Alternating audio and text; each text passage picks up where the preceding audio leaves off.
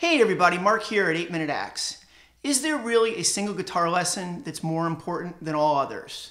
A lesson that, if executed properly, will improve your playing exponentially faster. What if I told you the key to becoming a great player was the ability to master this simple exercise?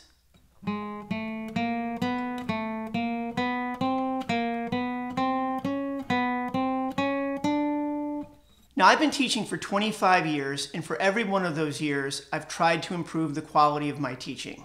I've studied the science behind how the brain learns new behaviors and skills. Most importantly, I've worked with many great teachers, and I've asked every one of them to share their insights on what makes a great teacher and what makes a great student. At the end of the day, getting better at guitar or just about anything depends upon the quality of one's practice. I spend an hour a week with a student. The real work is done by the student between the lessons. You've heard the saying, perfect practice makes perfect. Is there really such thing as a perfect practice? Probably not. But the ability to practice efficiently and correctly is the key to success, period. The higher the quality of the practice, the faster a student will progress. I'm going to walk you through the key elements of a perfect practice session. Number one, set aside 20 minutes of time to practice in which you won't have any outside distractions. I recommend 20 minutes if you're a beginner.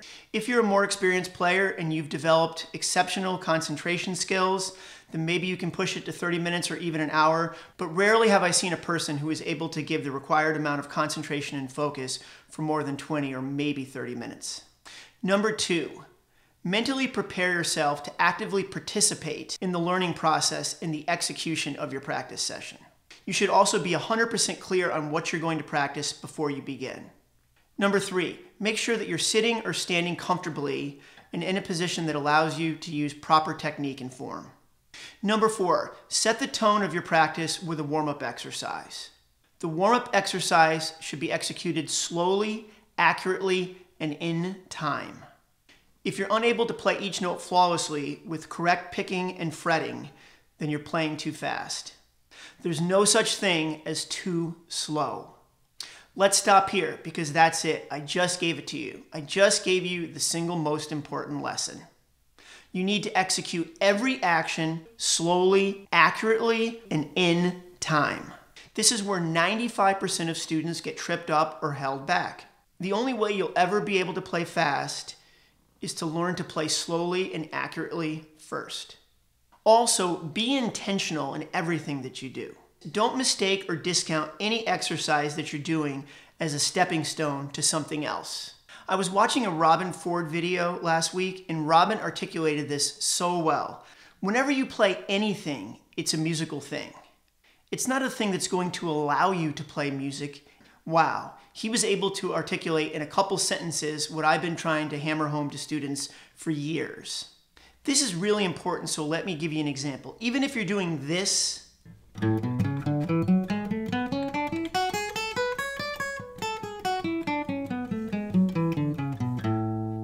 do it like you're at a concert in front of 10,000 people. Too many students are doing this and either consciously or unconsciously thinking, let me do this so I can get to the real stuff, the song, the hard lick. If you take this approach, you're on a long, much more difficult, and sadly much more traveled road. Players that develop that higher level of mental concentration are usually the ones that become special players, or at the very least, develop their skills significantly faster. Once you've developed this skill and mindset, it's simply a case of lather, rinse, repeat. If you're working with a good teacher or teaching yourself with a well thought out curriculum, you'll continue to improve quickly and with less effort because you've trained yourself to use muscle memory to your advantage. Muscle memory works both ways. If your practices are sloppy and out of time, you're going to approach everything with that mindset. That's how I played and practiced for years. Even after playing well over 500 gigs, I wasn't getting any better. I became very adept at mediocrity because that's what I trained myself for based on my habits. Finally, about 10 years ago, I ate some humble pie. I started from scratch. I didn't want to, but luckily for about 6 months, I just trusted in the process.